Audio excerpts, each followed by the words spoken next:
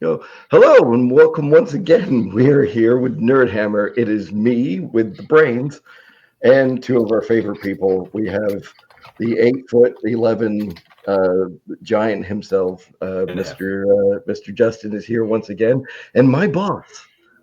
Yes, my boss, Mr. Nathan Cerrone, is here to make sure that I go to work tomorrow or something. I'm not entirely I sure. I could care less.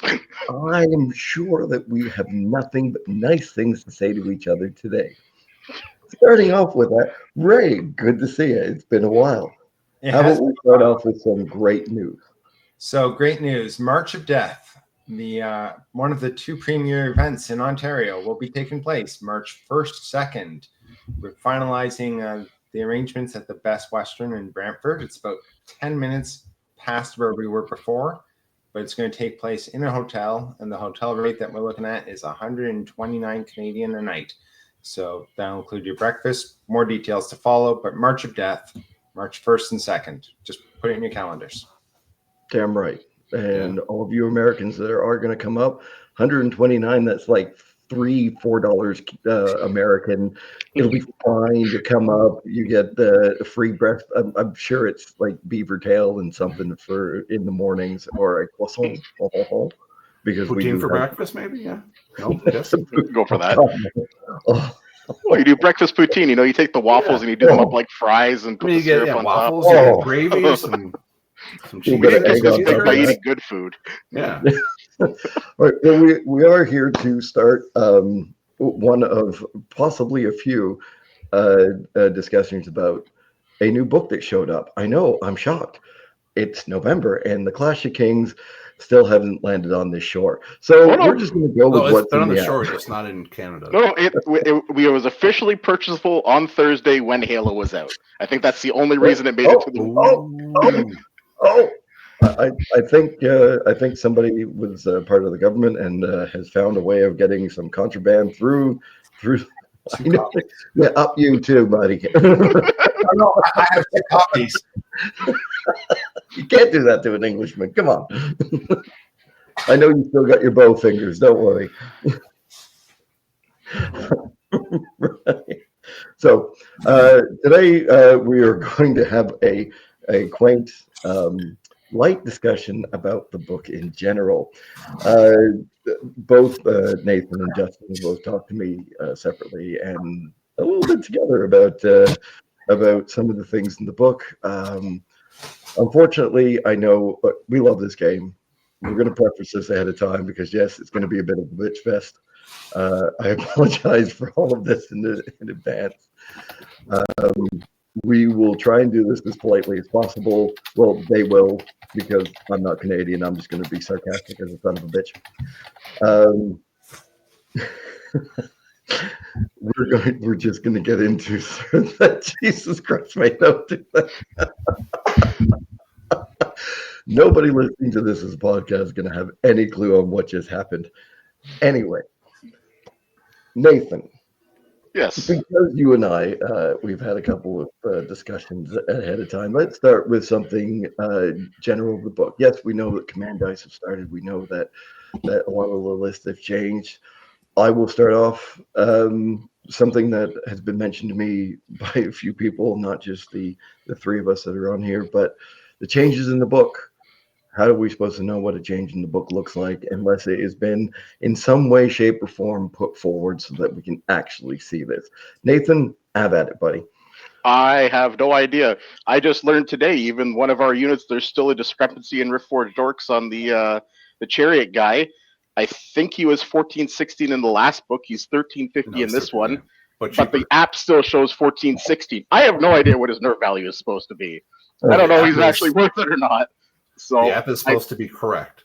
And at okay, this so point, a week later, like I would assume that fixes have been made, right? I'm hoping, but I No? mean, Ray we're shakes his head. a lot of our fixes come from a Facebook thread, so it's like I don't know, right? So it's I would have liked if something was in blue or red, or if I know they try to include everything in every Clash of Kings update, but it feels like a bit of an outdated system at this point. Like I have the previous book, I have two copies, and I have a digital copy of the last book. I don't need to see his profile again. I just need to know his points changed and his nerve dropped if it did or didn't.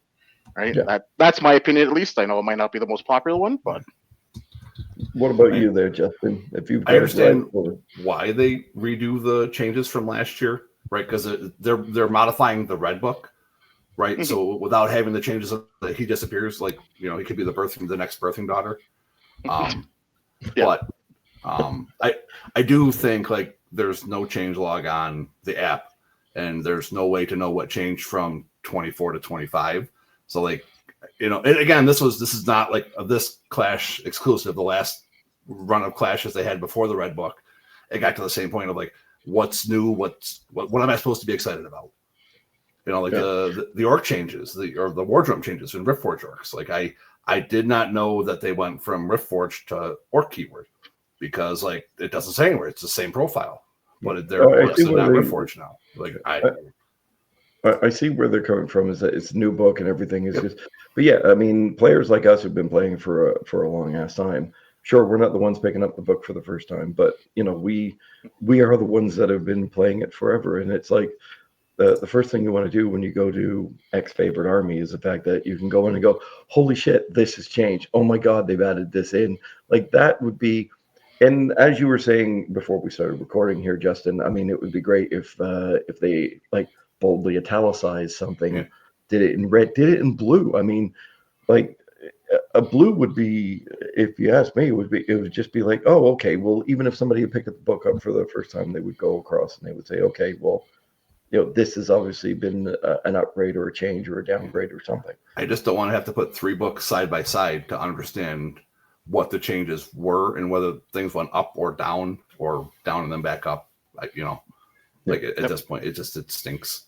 It is what it is, right? We have the app, and hopefully with 4th, there'll be more integration with the app, and they won't have to have the physical books anymore. And then everyone will get everything at once, and we won't have people in England having it a month in advance, and people in the States having it 2 weeks in advance, and Canadians getting a week late. And then the poor Australians, has it even shipped to Australia yet? You know, like I don't know.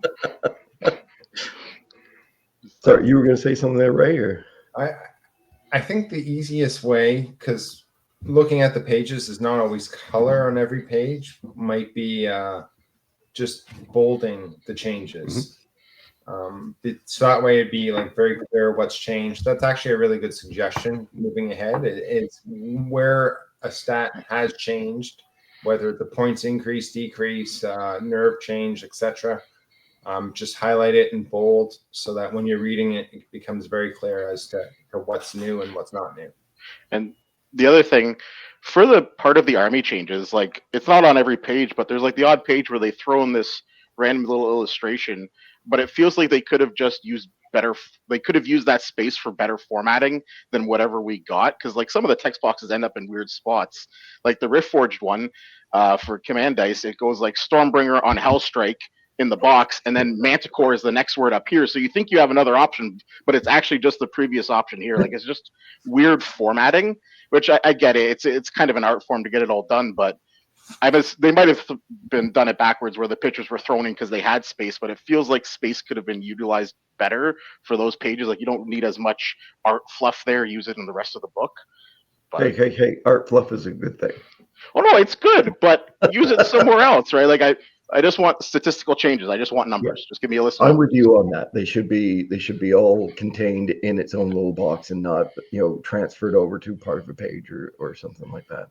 All right. Well, look. Other than I've never put a book together. I've never had to do that sort of thing. And to be fair, and speaking from somebody who had a bit more visibility as to what they were doing, there was pushes for last minute changes right up until this book was published. So I can imagine the person formatting this book was not having a good day. No one was having a good day for that. So I don't know how you resolve that. That one's not quite as easy as just like bold changes, because if you want to create proper formatting, it would take more time. So I'm not sure how you fit that square hole. I mean, we can get into the conversation of, is it time to actually, you know, are books dead? I mean, I hope that they're not, I'm a big book guy. I honestly am. I will rule the day. Yeah, you as well, Meg. I might not read a lot of books, but when it comes to my rules and that thing, I love having the book there, mostly because I'm a blind son of a bitch and I hate looking at my phone. But I always like cracking a book to do all of that sort of thing. Now, the whole should it be in the app first? Yes. I mean, like, come on, you've put this thing together. I don't think, unless any of you can say otherwise, I honestly think that the app should be updated before the books go out. You're going to sell the same amount of books. Guys like myself, guys like Ray, guys like Nathan, we will buy that book. We'll buy that book to have it aside, but we want the rules ahead of time. Justin, not so much. You're not a book guy, really. I would live with the app being updated on the book on the day the book comes for sale. Like, sure, yes, both the same day. That'd be perfect. Yeah, and like, oh, go ahead. No, go ahead, Justin. I'm cutting you off. there. No, go ahead, Nathan. No, I think it's like it comes down to like we do have a logistics problem in Kings, right? Like I ordered the book back when it was released, which was I think middle of October, along with the Abyssal stuff, right, roughly. Mm-hmm. And then it literally did not show up at the shop until this Thursday. Meanwhile, I was able to buy the digital copy on Monday, which I ended up doing anyway. So I didn't have two copies, digital and physical, right? Like if the app had just been updated when the book was released, proper release date, it just wouldn't, I don't know, feel nicer, I guess, right? Like the book was still going to be bought either way. What about you there, Justin? Oh, like rules wise, I think it's 2024. If you're everything's in the app, just put the rules in the app. The artwork, the art assets, all that stuff in the book, like all the fluff in the book, 100% love it because Kings of War needs more of that. They're, you know what I mean? They're either losing customers or not gaining customers because the world isn't fleshed out enough. So like having the art assets and stories and whatnot in a book form is great. But like the rules at this point, like there is absolutely no reason to have a print copy of the rules. Yep. No. Unless if you're an old British man like Ben. I completely understand where you're coming from with fluff and that. I've always made the argument that people go, well, it doesn't have as big of a lore as Games Workshop. Of course not. Games Workshop started in like 1982. Like, come on, people, allow and they the stole their company to fluff. grow. Yeah, we don't have all of these heroes. We don't have all of this, all of these famous battles and all the rest of it. I can basically anything from 2005 and before. I can tell you all the lore about 40K, about Warhammer Fantasy and all the rest of it. I loved all that crap, but you do not get that build-up without putting in the time to get it. It doesn't just show up and it's written and it's fine. We have guys like Mike Rossi, who's writing some fantastic stuff for them right now, who has released a book that finally came out. Thank you. Well, I'm going to have it to bring it to him in Dead of Winter so I can actually get it signed as well. But these are the people who are actually creating this stuff. And this stuff has to be created, it has to be lived in, and it has to be experienced. Like Whip, Ector, name your favorite character. Faber Ironheart. Am I getting that name right from the dwarves? Faber should be dead, that son of a bitch. Like these, but think about that though. We get these feelings, we get these stories from seeing them on the pages and also playing them on the battlefield. And that's the way that lore gets forward. So yeah, the books are definitely necessary to have the lore in them, but we can't get the lore without the year behind it. So people that say I'm not going to play the game because of that, I don't have time for that. Yeah, they're dumb. Yeah. But yes. Well, also a shout out. The Kings of War wiki's done a pretty good job of actually like amalgamating all information. Like back when I was building Night Stalkers, I wanted to do a bit of as deep of a dive as I could on what the units actually were like relative to nightmares and everything like that. And there was almost an article for almost like every Night Stalker entry and like a little bit of arts, anything that they have, it was there. So like a shout out to those guys, whoever's updating that. Yeah. All right. Well, I'm gonna let you. Oh, sorry. I just want to hit one point on the lore. It is nice that with each new edition, each new Clash update, they're progressing the storyline. Yes. One of the things I always found weird, be it Warhammer 40K, etc., was a fixed point in time for about 30 years. Yeah, it was. I know that they've now moved you ahead a couple years, but this reminds me more of like BattleTech for anyone who's played it, where the timeline's progressing. So for this, you have the fluff building upon Halpi's Rift. Yeah. And you see that the forces of Abyss are fighting the Trident Realm underwater because their land was flooded in the last campaign because they lost. So it acknowledges the campaign that occurred, and it sets up why the forces of Abyss are fighting the Trident Realm and gives you the fluff around that. So as somebody who actually does read the fluff, in addition to studying the rules, I appreciated it. I appreciated the artwork with the forces of Abyss fighting the Trident Realm, and I've enjoyed the content that way so far. Yeah, see, that should have been banged on like crazy. The fact that they went, okay, Halpi's Rift happened, this happened in the meantime. Now they're that whole section that's a continuity line that they should really be jumping all over and pushing forward instead of, here's the new book. Here's the new book. It continues the story. Here's the new book. Remember when this happened. Here's the new book. Let's see what happened after this battle. Like, if that was more promoted, I think people would be able to pick up on that a lot more. Because I know not a lot of, I'll be dead honest, I did not actually, it didn't register with me until you just said that now. So thank you. And that explains why they put the focus on Trident Realm and Forces of Abyss, because it follows the timeline, and there's the two armies. So I think it was a bit of a missed marketing opportunity to push that fact. Definitely. But I appreciate reading it, and I don't know what the next campaign is going to be and how they're going to progress the storyline, but I look forward to figuring it out. Well, I have noticed that seems to be a good ebb and flow. Like they had the campaign a couple of years ago, which led into the Night Stalkers and the box set after that, which led into the Twilight Kin, which led into that, which led into the Abyssals, so that's all been fantastic. Like they really aren't.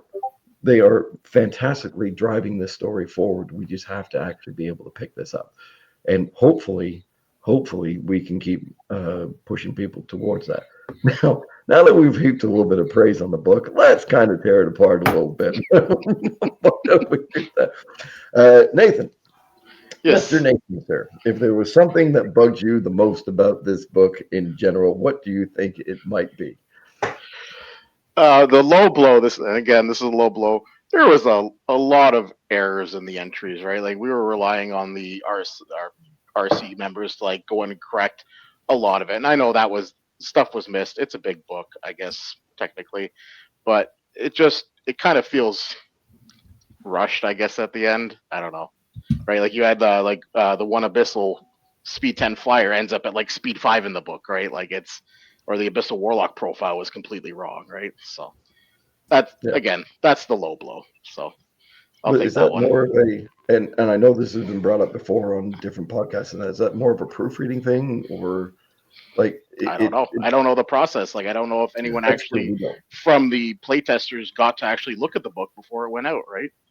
So I don't think it goes back to the playtesters. It must go to a proofreader. So you would think with my daughter in editing, I might be able to figure some of this shit out. Maybe I will ask her about this and see what happens from there. But you're absolutely right. Like, we shouldn't be having grammatical arguments over a dice game that's played on the tabletop. Like, it just doesn't make any sense.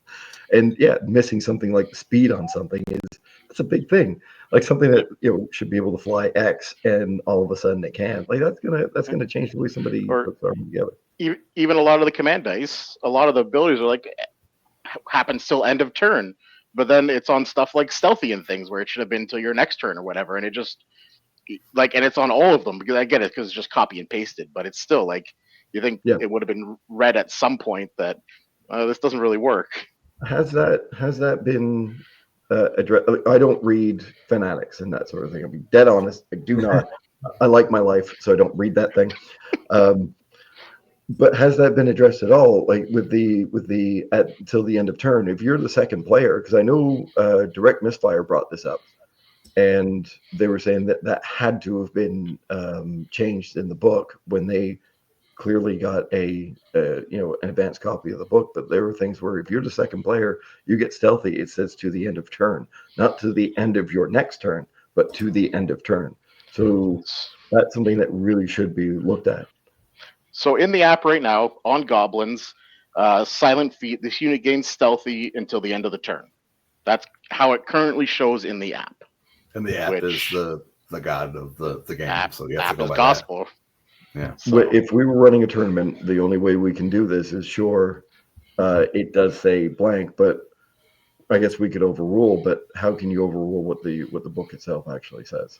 Like that's not And our place to do that. how many things are you going to overrule, right? Like Mhm. it's So we know what there's 3 or 4 of those things that come out that way, don't they? All So- the I believe spell word so. ones are the same way till you get spell word till the end of your turn, and not till the So- start Yeah. of your next turn, right? A little bit of a PSA then, if you're taking those armies, maybe you want to go first if you have the option, just to make sure you can actually use that, or I'm not sure. Talk to your TOs, figure it out that way. so then the other one that this is again like this is a weird corner case because we don't know where the wording actually ended up. You have the free dwarf one, which gives you regeneration until the end of the turn. But should that be to like, I get it, you're using in the movement phase, they go when it's done. But is that one of those ones that maybe should have been till next turn? Because then the unit can be affected by fire roll, right? You're getting this rule, but is there actually a drawback, or is end of turn regeneration goes away? I have no idea. Again, corner case scenario. But because I don't know the wording on half of them, I don't know if that wording is also wrong. Well, the fire oil, that is going to be, because with dwarves being as prevalent as they are, and yeah, I know it's free dwarves. Yes, I know they're a bad faction or whatever, but anybody, especially now with abyssals are definitely going to be played. Fire oil is going to make a triumphant return. Let's say for the lack of better better words there. So yeah, these things kind of do need to be looked at. Mr. Justin, what else have you got for us here? So I guess to go on to Nathan, do we know when they published the FAQ for last Clash of Kings? Because I remember it being like obnoxiously late. Like it was I think it was February. it was February or March. So like Yeah. hopefully with the stuff, especially around like the command dice, which is a brand new mechanic, that stuff gets sorted quickly. I guess you would Well, hope. I think what we might end up seeing is, I know we have a tournament coming up in the next In 3 weeks. 2 weeks.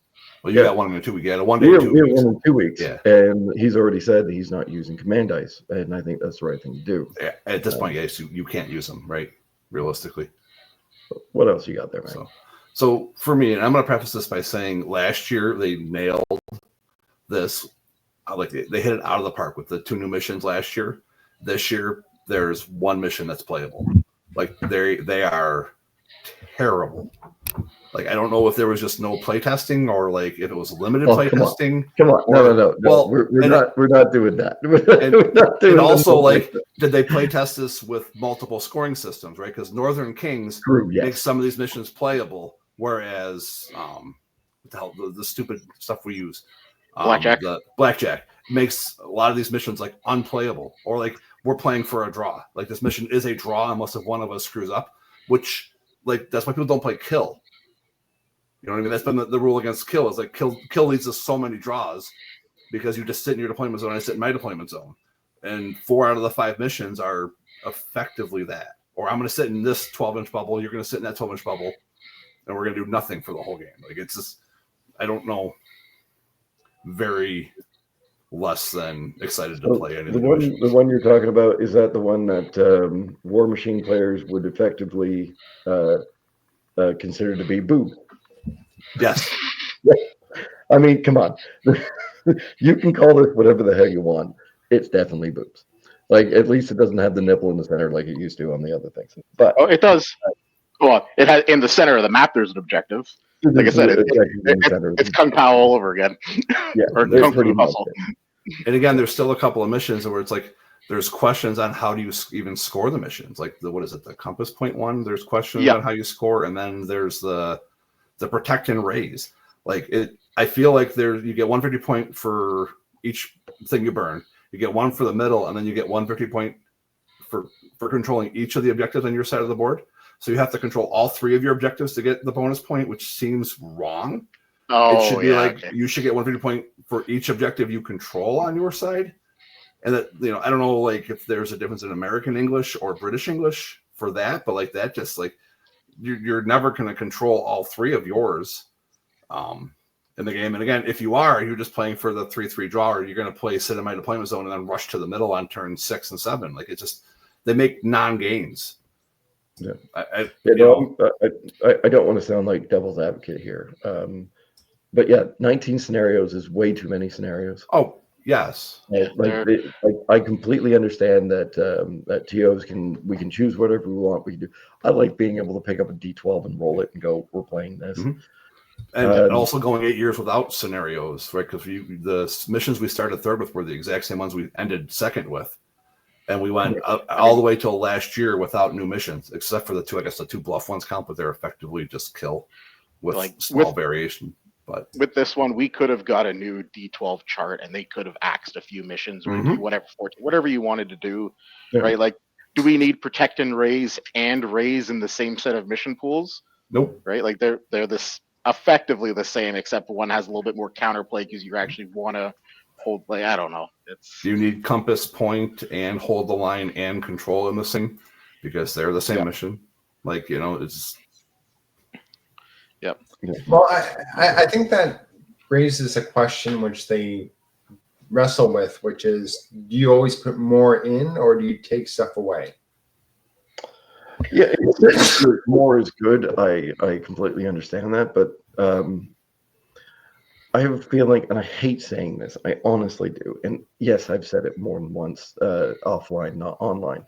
But I really do think that Mantic themselves are hoping that when Alessio has come in, he's going to save us with 4th edition.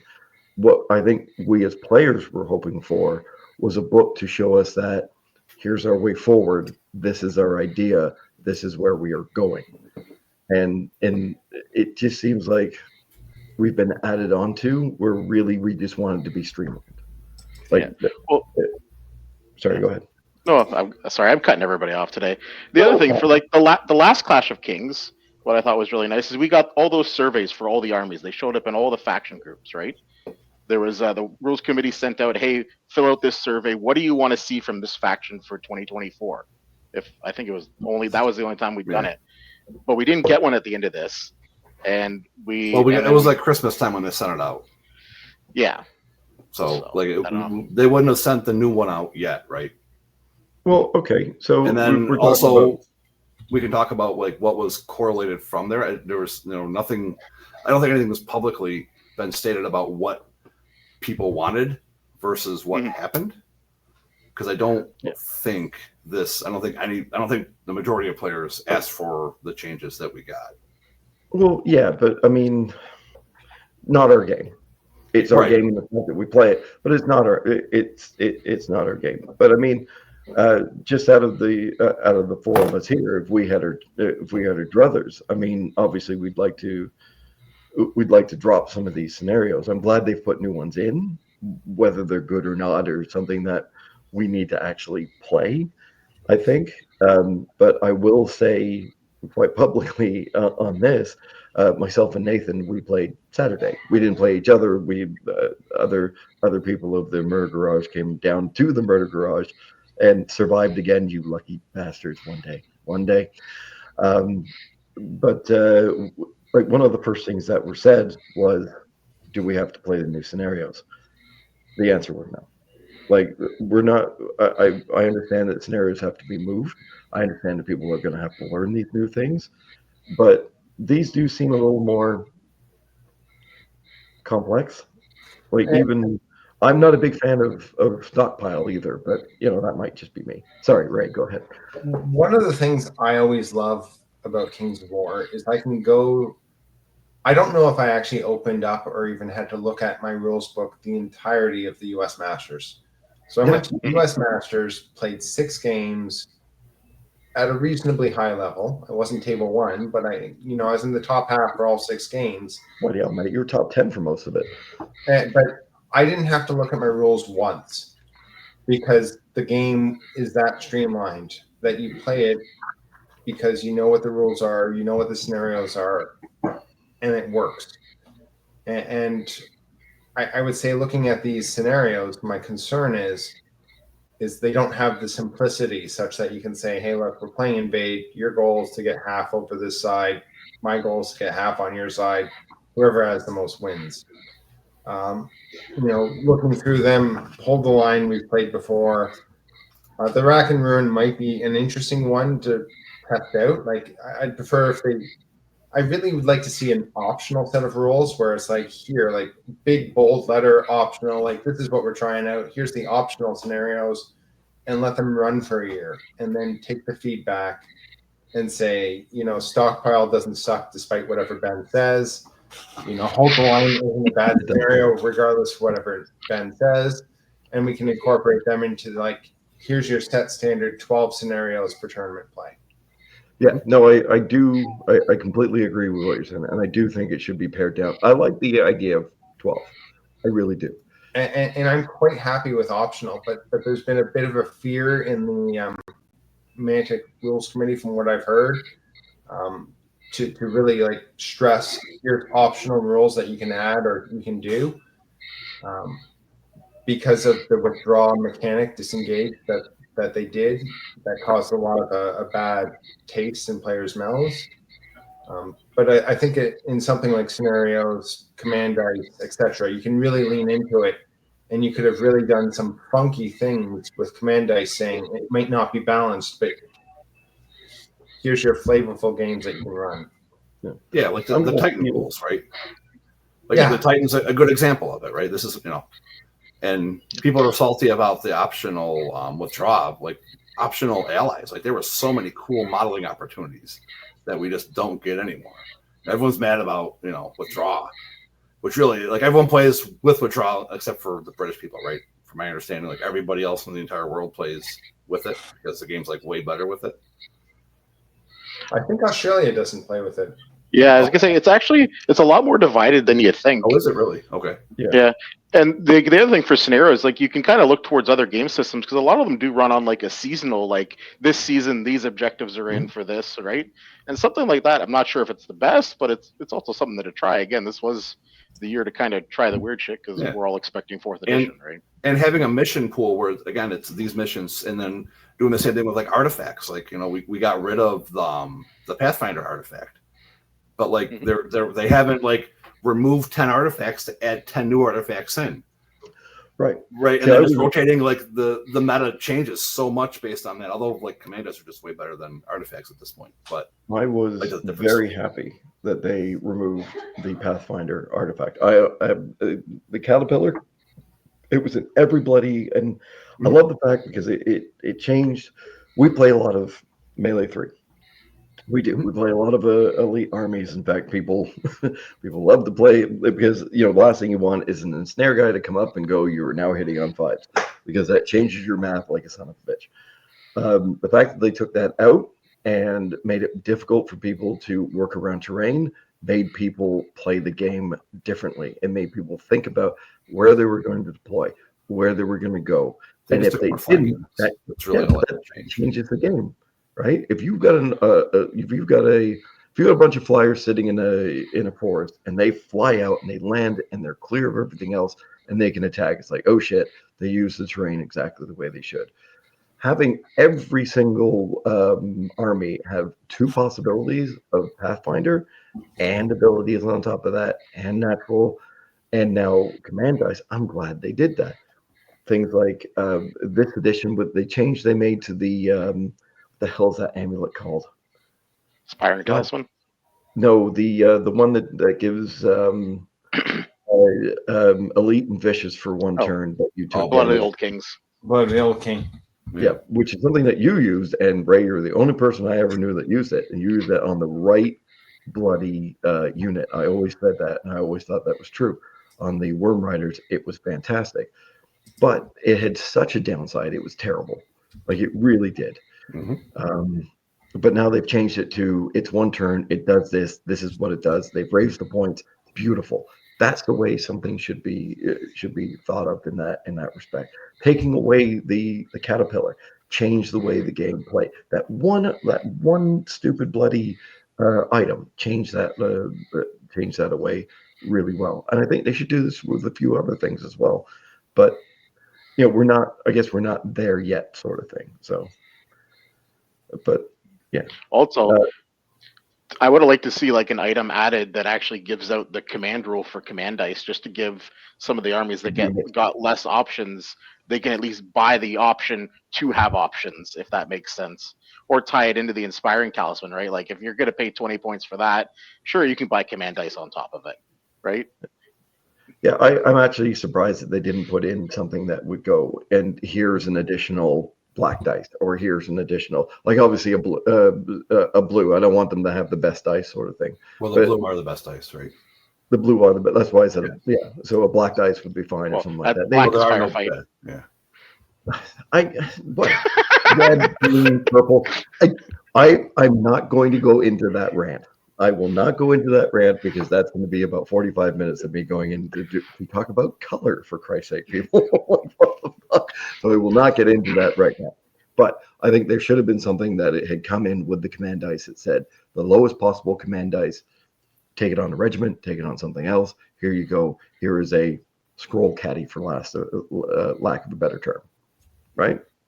So that's what I was thinking about, something like that.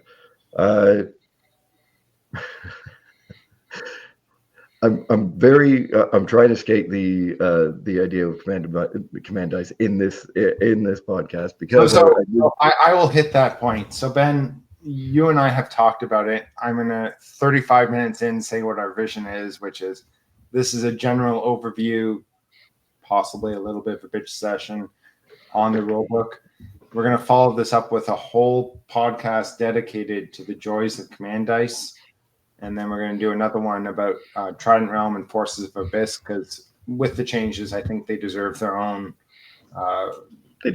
podcast to give attention to the extensive changes those armies have seen. So we will be back to discuss command dice in great detail. On the way, as we sort of wind down a little bit here, firing servos, why not? If there was something in this book other than what we have talked about right here, other than the grammar, which has been terrible, other than the layout, sure, we don't know how to do that sort of a thing. Is there something else in this book that you just want to get off your chest? This is your shot. Nathan. No, I think that's about all for me. If we're saving command dice for another episode, I have everything bottled up for that. I have all my numbers. It's all good. And by numbers, you mean colors and numbers and everything. amounts of units and things. Rainbows and unicorns. Yeah. What about you, there, Mr. Justin? I don't know if this is so much a bitch about like the book, because I don't know what could have been done to fix this problem in a Clash update and not like a 4th edition update where they actually take a serious look at this. But members of the RC have been saying for multiple years now that infantry need to have a home in this game. And for multiple Clash packs outside of dwarfs, what infantry has been looked at and amended? That's a good question. Right. I understand it's not the easiest thing. Like you look at the, like there was a time at the start of third, like, and again, this is more holistically looking at the game. At the start of third, everyone took infantry because the game was infantry centric. And then you look at the no nerf Clash, and then you just look at everyone gets running up to that, and like there's like I remember there was this cool guy from Argentina, Ezekiel, who like took like Kingdom of the Men fanatic regiments, and then like a couple flying dudes. But like his army was like 5 or 6 regiments of fanatics, and it was awesome to play against him on the UB and stuff like that. And it's like that just I haven't had a game like that in 5 years now. And it's like I just and again, I don't know what could be done in the Clash book. I don't know the whole the process of playtesting and whatnot and where like priorities are. Obviously, command dice took a priority, and then the 2 armies took priorities. So people are not paid, and they have limited time. Yeah.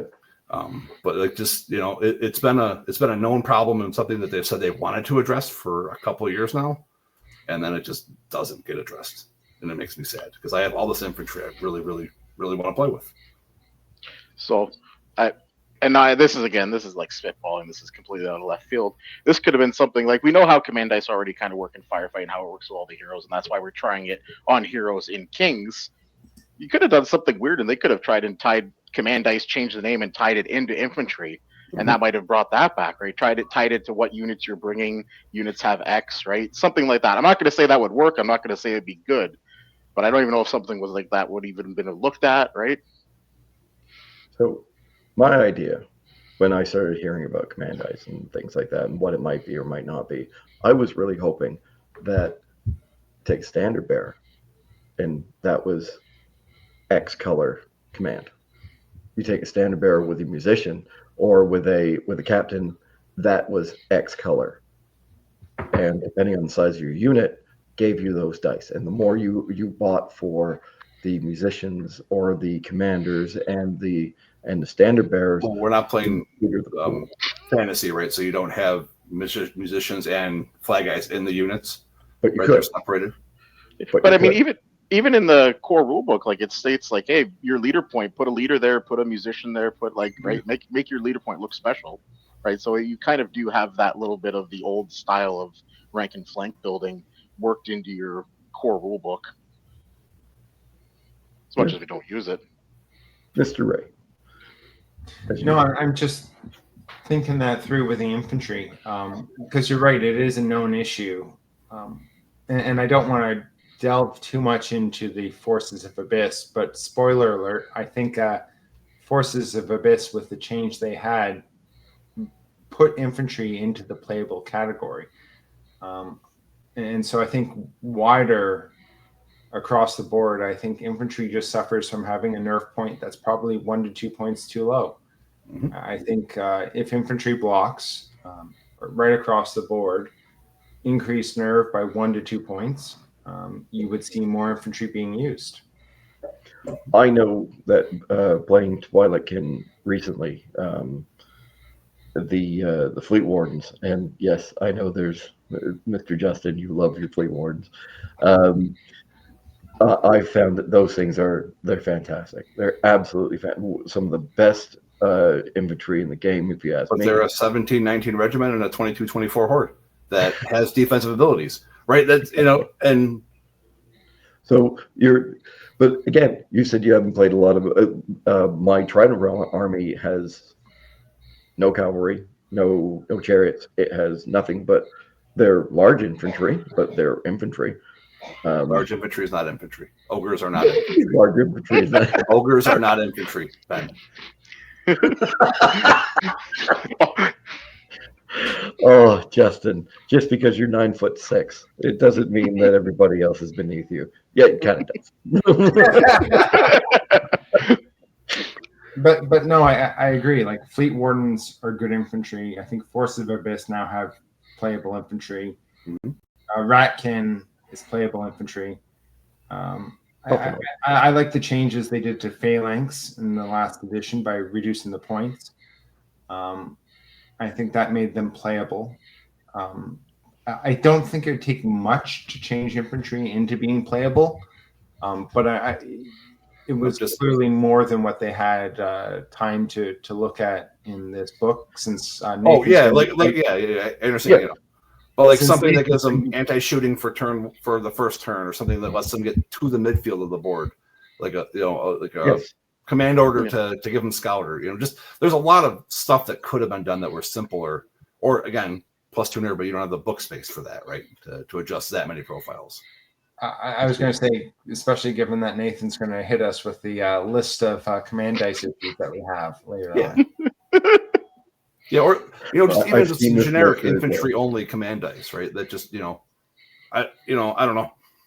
No, please keep going. Like I'm not saying you're wrong in the slightest. I really am not. Like, because you're right. Like Kingdoms of Men should be nothing but an infantry army, but it's not. Like it just isn't. Elves for like just Oh, it blows my mind. I love playing elves. I honestly do, but I cannot play the elf army I want to play anymore because shooting's too good. I Screw mean, them. Alice card used to take 2 hordes of them. Like those, we used to play that game, and now And how but, you take a regiment of maybe the forest wardens, and that's kind of it for non-shooting infantry. but again, like, were they really? And somebody's going to say that I'm completely wrong, and I honestly don't care because I don't agree with Well, you. you're wrong. There we go, getting it out of the way. Elves might have been as bad as they were, but what major thing do you remember them winning? Like, did they ever win Masters? Did they ever win? Did they ever win Adepticon? Did they ever win Nerdhammer? Did they ever win? Oh, yeah. Once, They definitely won twice. in the middle. They've won GTs. Oh, yeah. Oh, yeah. They Okay. won the UK Masters. Sylvankin did, I guess, but So I think the issue I had with the Elven shooting wasn't that it was 4+, it was that they were actually defense 4. Mhm. And I think instead of changing the defense down to defense 3 like every other archer and saying these are the best archers in the game, they're range 4, defense 3, they made them range 5, and range 5 just doesn't cut it. correct. And that was my issue with that change. I think having archers in the elf list at range 4 really hurts the trash meta goblins, because all of a sudden you're shooting, you can put out the volume of attacks to hurt a goblin line. And then a bunch of them getting unit strength 3 is also a big deal too, right? Especially versus like the there's a big that problem. breakpoint between US2 and US3. The problem might just be baked into elves as a whole, having one of the best rules in the game, elite, as their army special rule. I don't know, right? Like, But then they gave Northern make- Alliance the same rules but cheaper, right? You know what I mean? right? Like, but But the problem with elves doubled down, because in second edition you could get like the piercing 1 artifact. there was the winds that you could nimble. Okay. So, Yeah. So, sorry, you were saying there, Nathan. oh no, it's kind of like a math thing. Like, everyone always goes, "Oh, elite and vicious are the same mathematically." That's fine. They really aren't, because you have to roll hits to be able to roll damage, and if you have elite to re-roll hits, you're probably going to be re-rolling more damage. I think, at least that's my opinion. You can tell me I'm wrong statistically. That's fine. But elves has that in what? I'm of the exact same mind. Elves have that kind of problem where, like, at Rat 4, it'd probably be fine if they didn't have elite, right? Like, I don't know. But it's always, because they have that baked in re-rolling ones, it makes everything a little bit harder to adjust down the line, because you don't have that minutia points anymore. But we don't have to give elves elite for shooting. Give them elite across the board for melee. Great. Just like they've done with the Sea Guard and that, it makes perfect sense. But giving them elite on their shooting, you missed with one arrow, so you shot another. Like, do we really think that's the way that sort of thing comes across? Like, I Should give them bonuses for jumping over dwarf shields.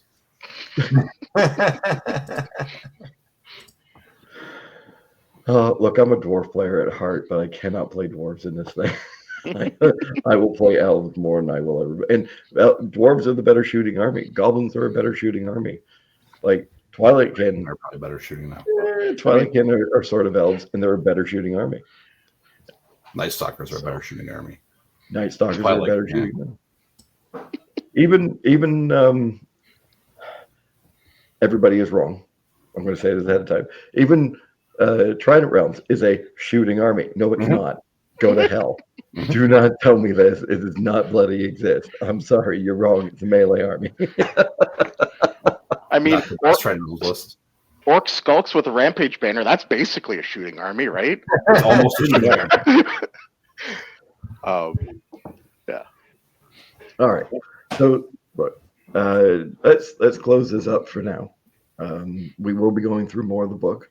You will be seeing Nathan and Justin again on If you don't want to. No, they all want to, trust me, because believe it or not, anybody that's gone this far into this, trust me, we're holding these two back, and we're doing it on purpose. Please listen to us again. We love having you here. Thank you, Nathan. Thank you, Justin. The Brain, you were quiet this time around. You let me do my thing. I'm absolutely thank you. And I'm glad you jumped in the way you did. However, I have a feeling we're not going to be able to shut you up on a few things. We're coming forward with some of this. So I look forward to talking to you all again on the way out. Thank you very much. And we will see you all again on the next recording. Ta-da, guys.